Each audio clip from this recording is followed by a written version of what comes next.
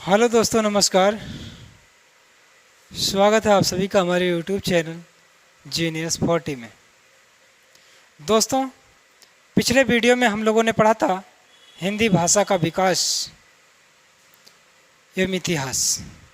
हिंदी भाषा का विकास एवं इतिहास की बातें हम लोगों ने किया है हिंदी पार्ट 1 में, हिंदी भाषा का विकास पार्ट 1 में। आज हम पार्ट 2 पढ़ेंगे, हिंदी भाषा का विकास भाग 2। तो ठीक है, हिंदी भाषा का जो विकास है वो कुल 6 चरणों में हुआ है। बात करेंगे हम हिंदी भाषा का विकास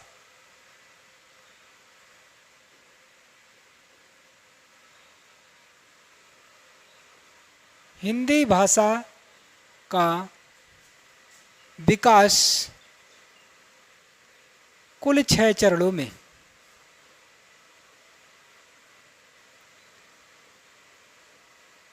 कुल 6 चरणों में हुआ है। कुल 6 चरणों में हुआ है। यहाँ देखें, जैसे हिंदी के जो आदि जननी है, जहाँ से जो शुरुआत है वो संस्कृत है।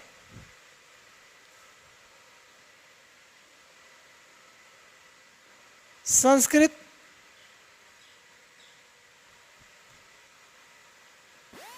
पाली, प्राकृत,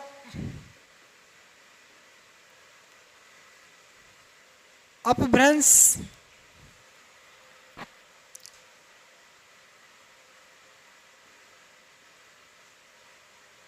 अवहट्ट,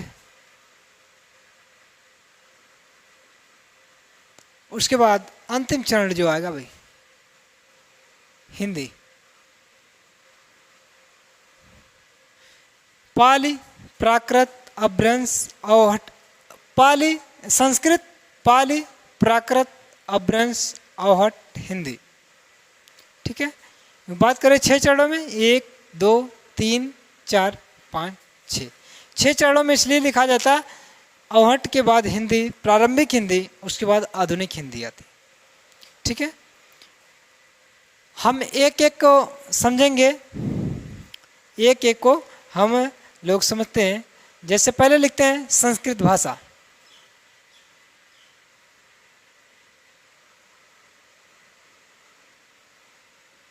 संस्कृत भाषा, संपूर्ण संस्कृत भाषा का जो हिंदी विकास में जो संस्कृत भाषा का जो प्रथम चरण है, उसका समय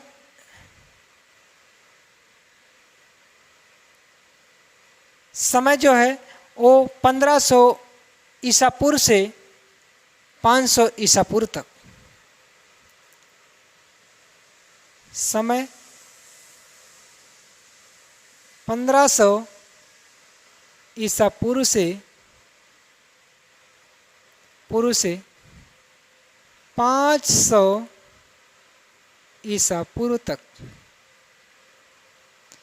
1500 ईसा पूर्व से 500 ईसा पूर्व तक का जो समय है वो संस्कृत भाषा। हिंदी भाषा के विकास में संस्कृत भाषा का जो यहाँ रोल है वो 2 भागों में बंट जाता है। ये अपना वैदिक संस्कृत,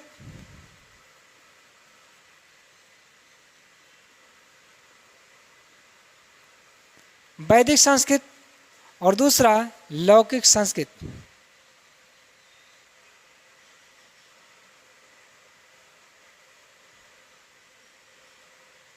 एकदम रूट लेवल से बातों को हम जानेंगे, एकदम मूल रूप से हम लोग जानेंगे, जड़ रूप से यहाँ से जानेंगे। वैदिक संस्कृत का जो समय है वो 1500 ईसा पूर्व से 1000 ईसा पूर्व तक। समय 1500 ईसा पूर्व से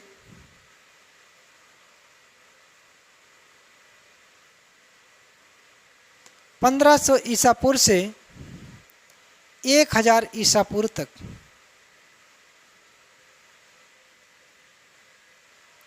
1000 ईसा पूर्व तक, 1500 ईसा पूर्व से 1000 ईसा पूर्व तक का जो समय है वो वैदिक संस्कृत है, और वैदिक संस्कृत में ही चारों वेदों का संकलन हुआ है।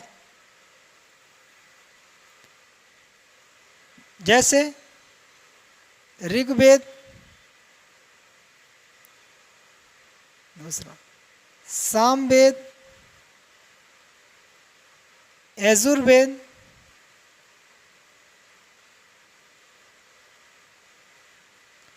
और चौथा अथर्ववेद। अथर्ववेद चारों वेदों का जो समय है वो वैदिक संस्कृत है। दोस्तों, चारों वेदों का संकलन करता अगर आपसे पूछेगा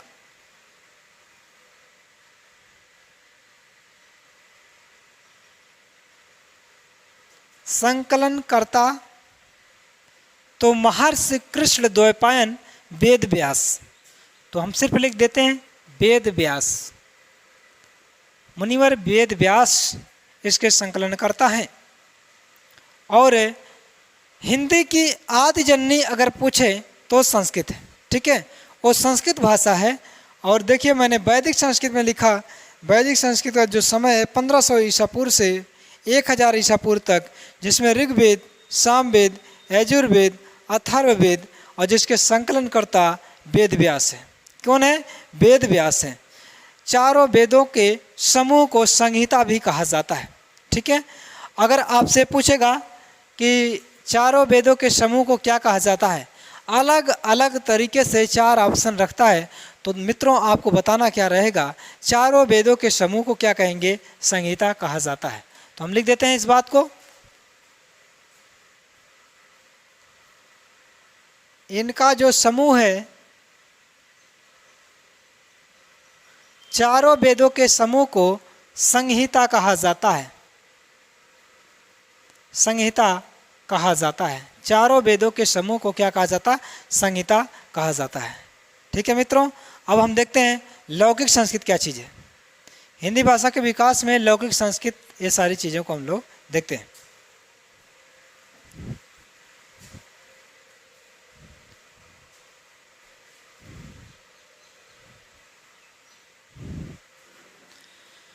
यहाँ थोड़ा कम दिख रहा है, इस बात को इधर लिख देते हैं, संहिता।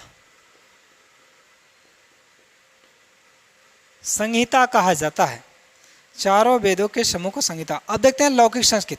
लौकिक संस्कृत का जो समय है मित्रों 1000 ईसा पूर्व से, देखिए जो संस्कृत भाषा का समय था 1500 से 500 ईसा पूर्व तक, और 1500 से 500 ईसा पूर्व में 1500 से 1000 ईसा पूर्व का समय वैदिक संस्कृत को दे दिया गया। तो 1000 से 500 ईसा पूर्व तक का जो समय रहेगा वो लौकिक संस्कृत के अधीन है। हम लिखते हैं समय। तो मित्रों इसका जो समय है वो 1000 ईसा पूर्व से 1000 ईसा पूर्व से 500 ईसा पूर्व तक, 500 ईसा पूर्व तक, 500 ईसा पूर्व तक का ये समय है। नेक्स्ट बात करेंगे, नेक्स्ट हम बातें करेंगे इसमें कि लौकिक संस्कृत में, लौकिक संस्कृत को ब्राह्मणीय साहित्य की भाषा कहा जाता है। ब्राह्मणों की भाषा या ब्राह्मणीय साहित्य की भाषा कहा जाता है। ठीक है, ब्राह्मणों की भाषा या ब्राह्मणीय साहित्य की भाषा कहा जाता है। और रामायण तथा महाभारत जो विश्व के 2 सबसे बड़े महाकाव्य हैं, विश्व के सबसे, दोस्तों विश्व के सबसे बड़े महाकाव्य रामायण एवं महाभारत लौकिक संस्कृत के अंतर्गत आते हैं। नेक्स्ट बात करेंगे उपनिषदों की भाषा। उपनिषदों की जो भाषा है वो क्या है, लौकिक संस्कृत है। उपनिषदों की जो संख्या है वो 108 है। पुराणों की संख्या एवरीबडी नो, सभी लोग को जानकारी है कि पुराणों की भाषा, पुराणों की भाषा ये लौकिक संस्कृत है। और पुराणों की संख्या की बात करें, संख्या कितनी भाई, 18 है। और दूसरी बात, पुराणों एवं मंत्रों की भाषा, अगर इसमें मैं बात करूं मंत्रों की भाषा, मंत्रों की भाषा वो भी क्या है आपकी, लौकिक संस्कृत है। लौकिक संस्कृत, ठीक है, लौकिक संस्कृत का ही भाग है। यहाँ से एक प्रश्न निकल के आता है मित्रों कि हिंदी की आदि जननी किसे कहते हैं। तो हिंदी की जननी वो संस्कृत भाषा है। हिंदी की जननी, मैं स्टार लगा के यहाँ पर लिख देता हूँ, हिंदी की जननी, जननी वो संस्कृत भाषा है। क्या है, संस्कृत, संस्कृत भाषा ही हिंदी की जननी। दोस्तों इसका स्क्रीनशॉट लीजिएगा ताकि अब हम लोग संस्कृत के बाद पाली का अध्ययन करें, ठीक है।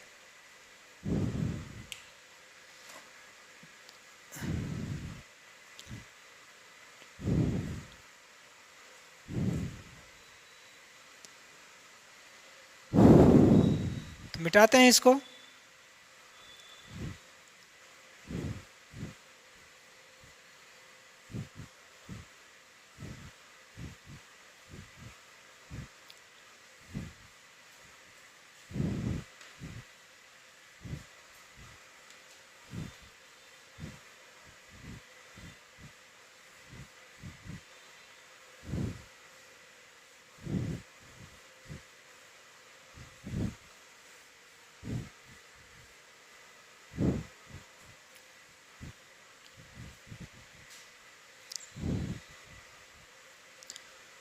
तो दूसरा हम लोग देखते हैं पाली भाषा। पाली भाषा क्या है, तो लिखते हैं 2 नंबर, हिंदी भाषा के विकास में दूसरा चरण जो है वो पाली भाषा का है। पाली भाषा मित्रों, पाली भाषा का जो समय है वो 500 ईसा पूर्व से पहली शताब्दी या 1 ईस्वी तक समय, पहली 500 ईसा पूर्व से 1 शताब्दी, इस 1 ईस्वी तक। यूँ बात करें 1 ईस्वी को पहली शताब्दी भी लिख सकते हैं मित्रों, पहली शताब्दी तक।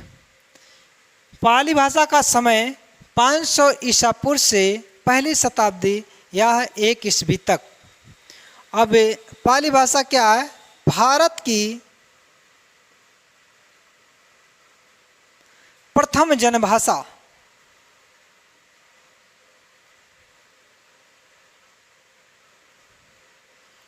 जनभाषा। क्वेश्चन आएगा भारत का प्रथम जनभाषा, तो क्या लिखेंगे, पाली भाषा। दूसरी पॉइंट, भारत की प्रथम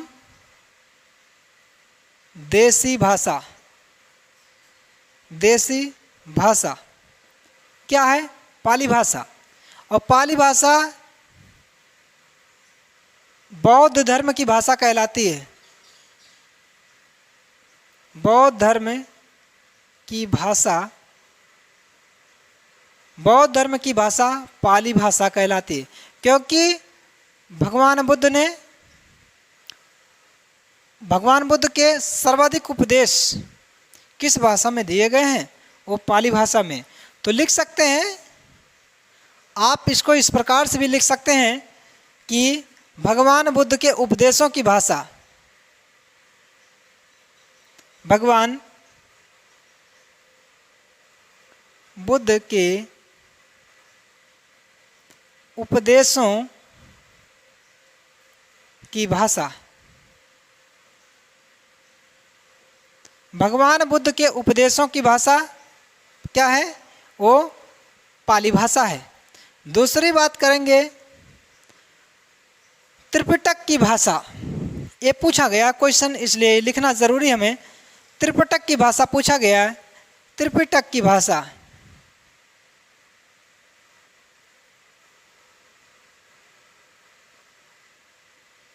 त्रिपिटक की भाषा पाली भाषा है। त्रिपिटक की भाषा पाली भाषा। और आपको पता होगा कि अशोक ने बौद्ध धर्म को स्वीकार किया था, तो अशोक के साम्राज्य की भाषा एवं अशोक के कुछ अभिलेखों की भाषा क्या थी? पाली भाषा थी। तो लिख लें, सम्राट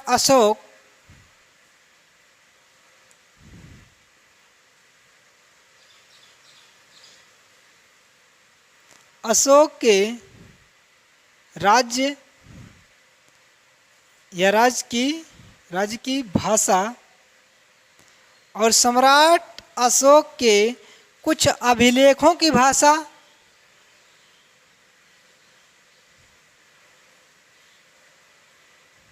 क्या थी? पाली भाषा थी। क्या है? पाली भाषा। और मित्रों, एक बात को भी ध्यान रखना है, पाली शब्द की उत्पत्ति, पाली भाषा की उत्पत्ति, पाली भाषा की उत्पत्ति,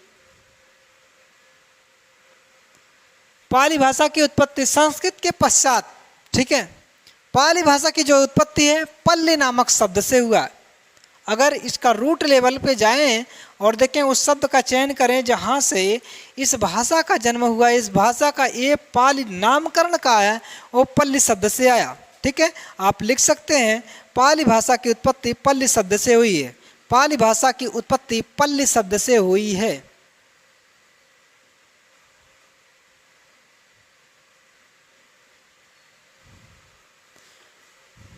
पाली भाषा की उत्पत्ति पल्ली शब्द से हुई है। ठीक है, अब हम पढ़ते हैं कि प्राकृत भाषा क्या चीज़ है।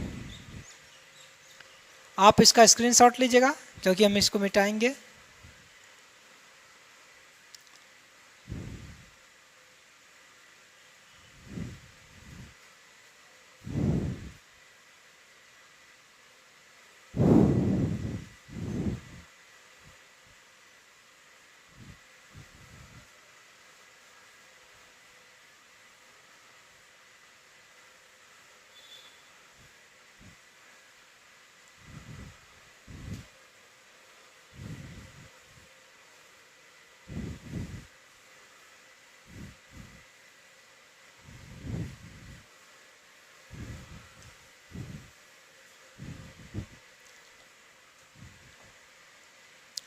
दूसरा लिखते हैं प्राकृत भाषा।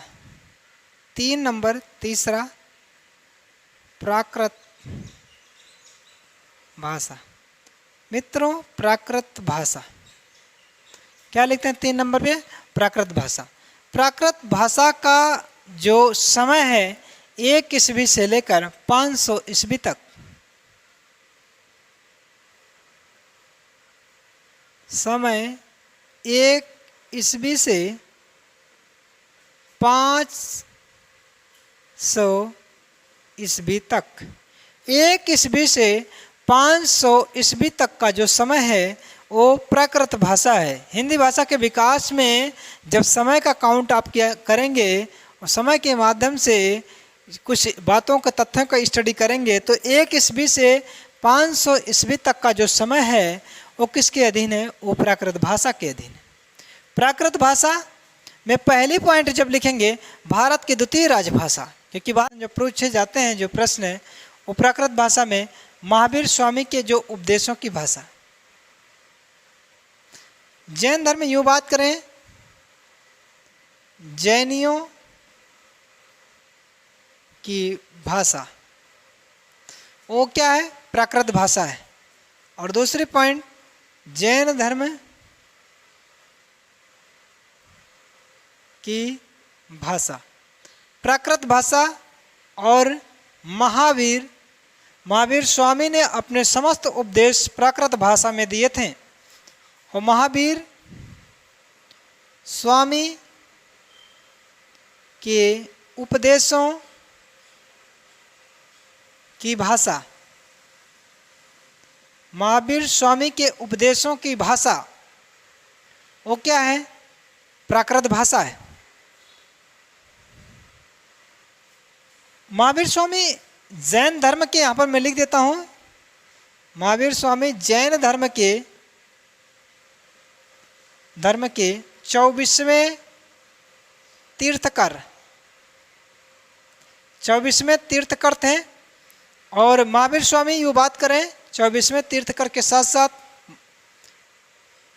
जैन धर्म के वास्तविक संस्थापक भी थे। ठीक है। और प्रथम जैन साहित्य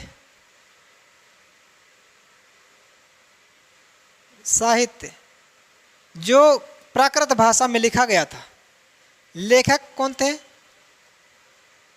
पुष्पदंत। पुष्पदंत जिसके लेखक थे, पुष्पदंत जिसके लेखक थे प्रथम जैन साहित्य। ठीक है। और अभी तक मैंने क्या देखा? प्राकृत भाषा का समय 1 ईस्वी से लेकर 500 ईस्वी तक, जैनियों की भाषा, जैन धर्म की भाषा, महावीर स्वामी के उपदेशों की भाषा और प्रथम जैन साहित्य जिसके लेखक पुष्पदंत थे। ठीक है।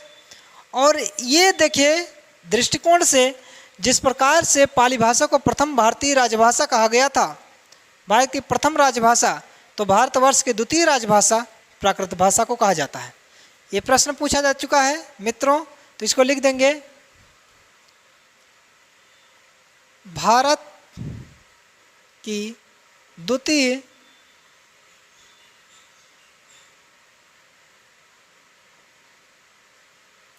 राजभाषा, भारत की द्वितीय राजभाषा क्या है? प्राकृत भाषा है। ठीक है।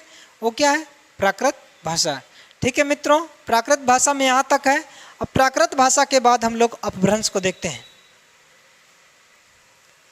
हिंदी भाषा के विकास में जो अगला चरण है, चौथा चरण है, वो अपभ्रंश का है। ठीक है। इसका स्क्रीनशॉट आप लीजिएगा।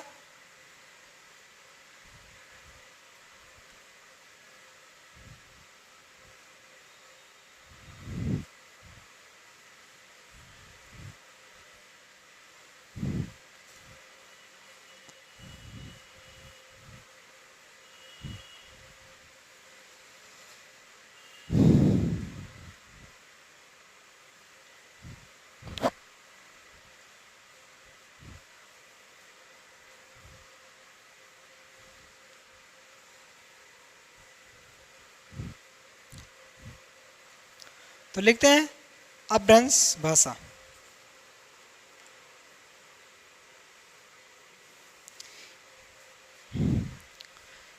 एक प्रश्न छूट गया था जो हमारे एक प्रश्न एग्जाम में पूछा गया, मलय वृक्षों की भाषा क्या है? तो लिखते हैं भाई मलय वृक्षों की भाषा।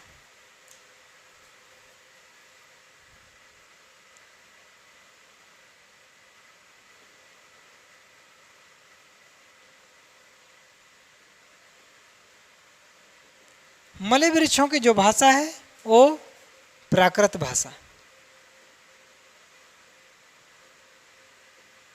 ठीक है मित्रों, मलय वृक्षों की भाषा प्राकृत भाषा। ठीक है। प्राकृत भाषा में यहाँ तक बातें थी और हम लोग पढ़ते हैं अपभ्रंश।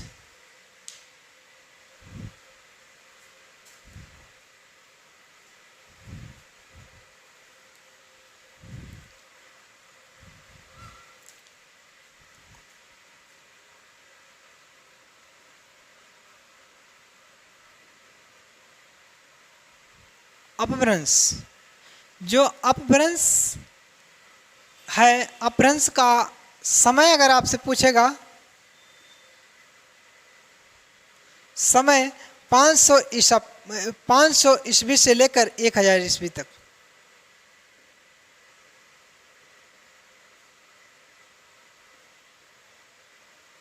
एक 1000 ईस्वी तक, 500 ईस्वी से 1000 ईस्वी तक का समय वो क्या है? वो अपभ्रंश का है। ठीक है। अपभ्रंश मध्यकालीन आर्य भाषा और आधुनिक भारतीय आर्य भाषा के बीच की कड़ी है। ठीक है, अपभ्रंश भाषा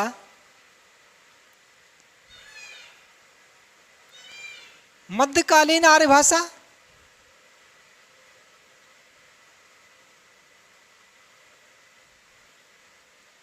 आर्य भाषा एवं आधुनिक भारतीय आर्य भाषा आधुनिक भारतीय आर्य भाषा के मध्य की कड़ी है।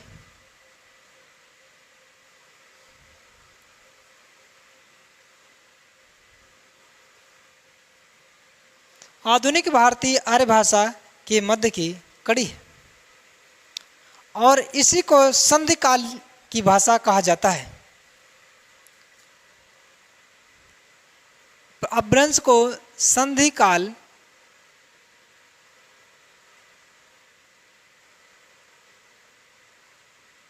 की भाषा कहा जाता है। संधि काल की भाषा अगर आपसे पूछेगा मित्रों तो क्या बताएंगे? अपभ्रंश, जिसका समय 500 ईस्वी से लेकर 1000 ईस्वी तक है। अपभ्रंश का जो विकास है, स्टार लगा के हम लिखते हैं अपभ्रंश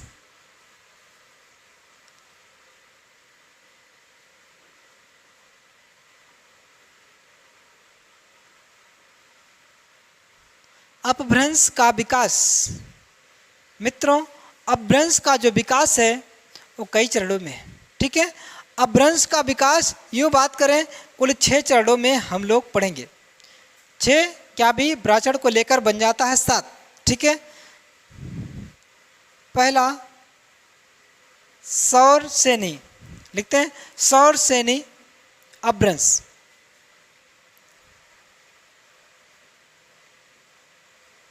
सौर सेनी। दूसरा बात करेंगे हम लोग मागधी। तीसरा अर्धमागधी।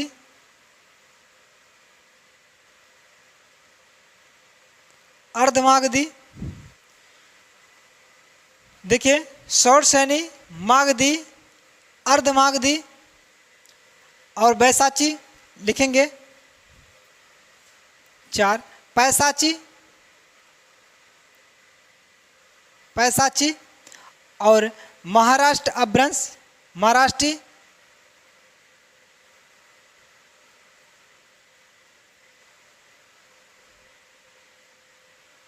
महाराष्ट्री। इसके बाद खस अपभ्रंश, इधर लिख देते हैं भाई। 5 के बाद 6 नंबर खस अपभ्रंश, खस अपभ्रंश और इसके बाद 6 नंबर ब्राह्मण, 7 नंबर ब्राह्मण अपभ्रंश। किसके अधीन कौन सी भाषा है, ये सारी बातें हम करेंगे। तो आप लिख दें अपभ्रंश का विकास कुल 7 चरणों में क्या है? सौर सैनी अपभ्रंश, मागधी अपभ्रंश, अर्धमागधी, पैसाची, महाराष्ट्री, खस और ब्राह्मण। ठीक है, एक एक को हम पूरा डिटेल में हम बातें करेंगे, आप इतना नोट करें।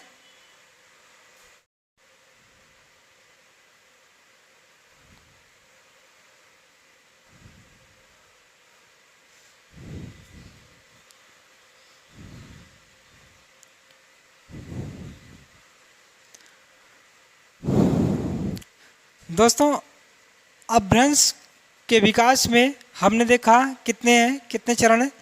कुल 7 हैं। सौर सैनी अपभ्रंश, मागधी, अर्धमागधी, पैसाची, महाराष्ट्री, खस और ब्राह्मण। सबको हम लोग डिटेल में पढ़ते हैं किसके अंतर्गत क्या आता है। ठीक है,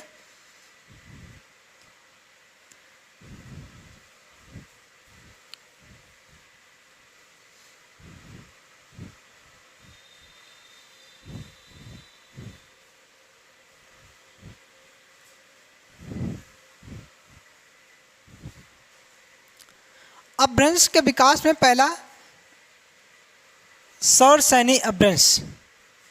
अपभ्रंश का विकास हम लोग पढ़ रहे हैं और अपभ्रंश के विकास में प्रथम है पहला सौर सैनी अपभ्रंश।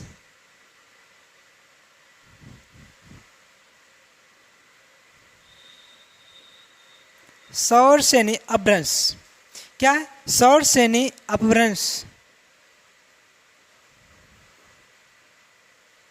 और सौर सैनी अपभ्रंश के अधीन जो भाषा है उसमें पश्चिमी हिंदी,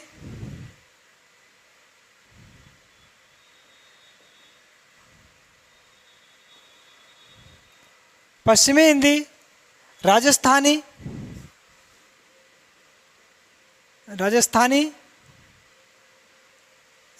हिंदी, गुजराती,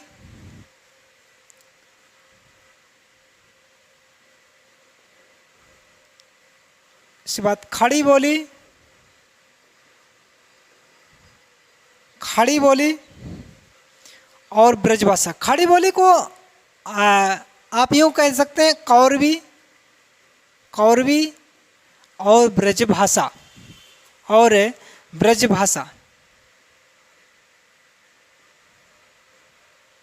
किसके अधीन आता है? सौर सैनी अपभ्रंश के अधीन आता है। सौर सैनी अपभ्रंश के अधीन देखें मित्रों, पश्चिमी हिंदी, पश्चिमी हिंदी, राजस्थानी हिंदी, गुजराती, खड़ी बोली, कौरवी जिसे आप कहते हैं और ब्रजभाषा किसके अधीन आता है? ये सौर सैनी अपभ्रंश के अधीन आता है। दूसरा, जैसा कि मैंने दूसरा लिखा था, मागधी अपभ्रंश।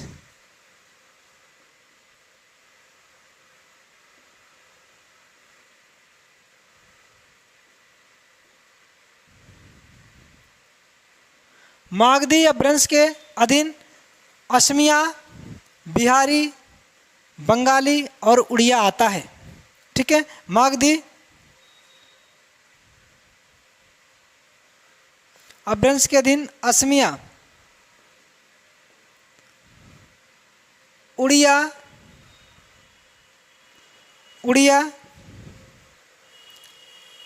बिहारी और बंगाली, ये चारों हिंदी किसके अधीन आएगी? मागधी अपभ्रंश के अधीन आएगी। असमिया, उड़िया, बिहारी और बंगाली। ठीक है,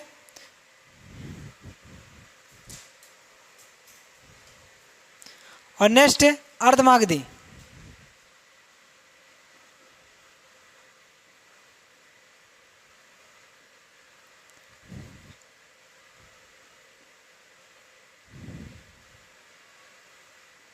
अर्धमागधी अपभ्रंश बिल्कुल आसान भाषा में सीखेंगे हम। अर्धमागधी के अधीन पूर्वी हिंदी, छत्तीसगढ़ी और बघेली आती है। पूर्वी हिंदी, छत्तीसगढ़ी एवं बघेली एवं बघेली किसके अधीन है? ये अर्धमागधी के अधीन है। नेक्स्ट पैसाची अपभ्रंश। पैसाची अपभ्रंश, पैसाची अपभ्रंश के अधीन मित्रों पंजाबी और लहदा आता है। पंजाबी, पंजाबी एवं लहदा, लहदा। और नेक्स्ट महाराष्ट्री अपभ्रंश। महाराष्ट्र के अधीन एक ही हिंदी है जिसका नाम मराठी है।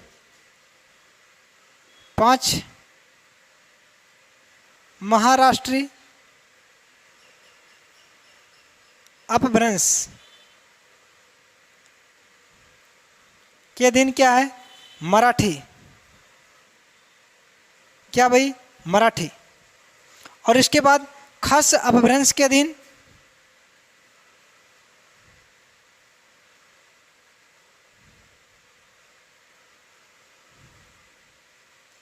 खास अपभ्रंश के अधीन मित्रों बात करें, पहाड़ी, कुमायूनी और गढ़वाली आती है। पहाड़ी, कुमायूनी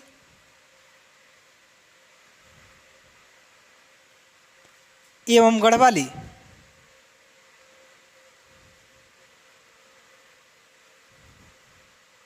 गढ़वाली इसके अंतर्गत है, ठीक है। और नेक्स्ट बात करें, खस के बाद अंतिम है ब्राह्मण अपभ्रंश। 7 नंबर ब्राह्मण अपभ्रंश। ब्राह्मण अपभ्रंश के अधीन केवल एक है जिसका नाम है सिंधी। सिंधी ब्राह्मण अपभ्रंश के अधीन आता है, ठीक है। तो मित्रों हमने देखा अपभ्रंश के विकास को बहुत ही आसान भाषा में, और कई किताबें या फिर बहुत सारे आप लोग क्लास देखते हैं तो उलझा कर दे दिया जाता है जिससे कम समझ में आता है। तो यहाँ पर कोई उलझन नहीं रहेगी, एकदम पूरी तरीके से सटीक भाषा, एकदम रूट लेवल से एकदम सीधी भाषा में, ताकि आपको समझ में आए। अपभ्रंश का विकास सौर सैनी अपभ्रंश, पश्चिमी हिंदी, राजस्थानी हिंदी, गुजराती और खड़ी बोली एवं ब्रजभाषा। मागधी अपभ्रंश के अधीन असमिया, उड़िया, बिहारी, बंगला। अर्धमागधी अपभ्रंश के अधीन पूर्वी हिंदी, छत्तीसगढ़ी एवं बघेली। पैसाची अपभ्रंश के अधीन पंजाबी और लहदा। और महाराष्ट्रीय अपभ्रंश के अधीन मराठी। और खस अपभ्रंश के अधीन पहाड़ी, कुमायूनी, गढ़वाली।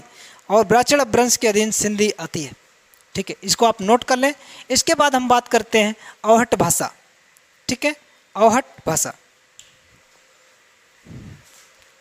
भाषा के विकास में अब 5वां चरण देखते हैं जो अवहट भाषा का है, ठीक है। 5 नंबर लिखते हैं अवहट।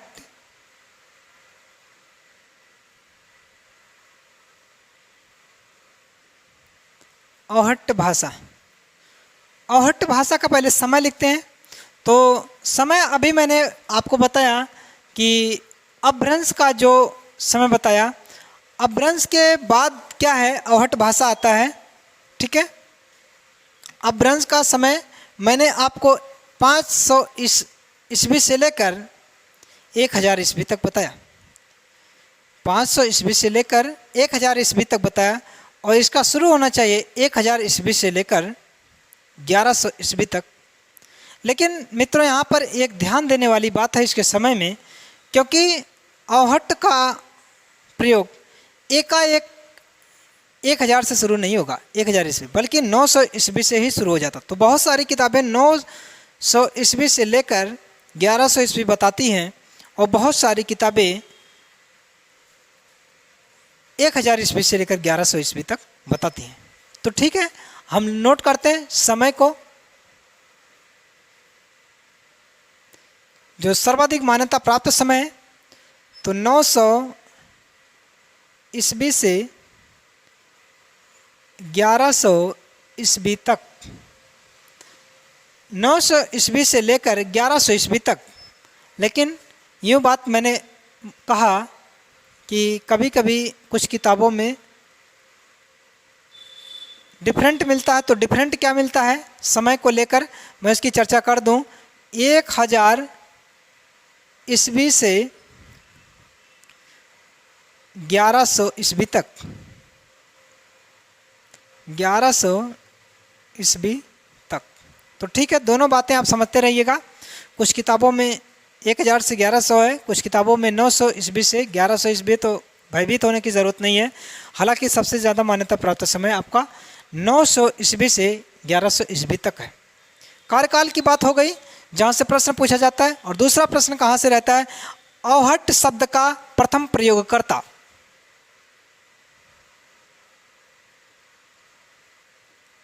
अवहट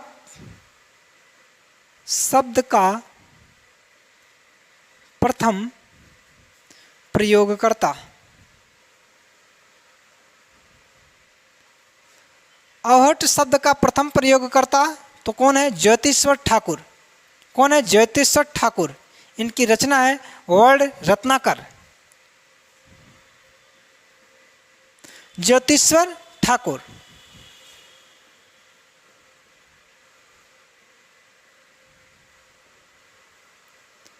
इनकी रचना मित्रों आप नोट करेंगे।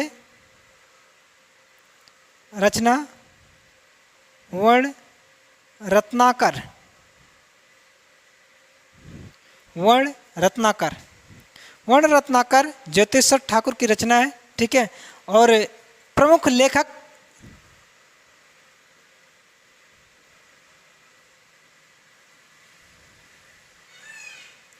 ओ विद्यापति,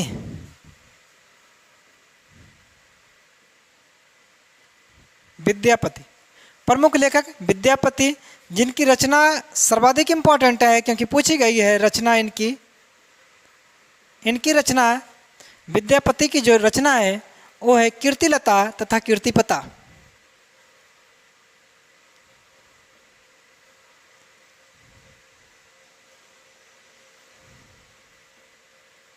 कीर्तिलता तथा कीर्तिपता किसकी रचना है? वो विद्यापति की। तो मित्रों अभी तक हमने देखा कि यूँ बात करें हिंदी भाषा के विकास में, हिंदी भाषा के विकास में संस्कृत, पाली, प्राकृत, अपभ्रंश, अवहट्ट। अब इसके बाद देखते हैं, अवहट्ट के बाद हम लोग देखेंगे हिंदी। और हिंदी में, हिंदी भाषा के विकास में अंतिम चरण बात करेंगे कि आधुनिक भारतीय आर्य भाषा। ठीक है, आधुनिक भारतीय आर्य भाषा की चर्चा हम करेंगे कि हिंदी का विकास यानी प्रारंभिक हिंदी और आधुनिक हिंदी की चर्चा करेंगे। तो 3 चरणों में बातों हम लोग करेंगे, लेकिन हम बातें करेंगे नेक्स्ट वीडियो में। इसके लिए एक स्वतंत्र वीडियो बनाते हैं दोस्तों, हिंदी आधुनिक भारतीय आर्य भाषा, जिसमें प्राचीन हिंदी, मध्यकालीन हिंदी और आधुनिक हिंदी सम्मिलित रहेगा। ठीक है, बहुत बहुत धन्यवाद, मुलाकात होगी।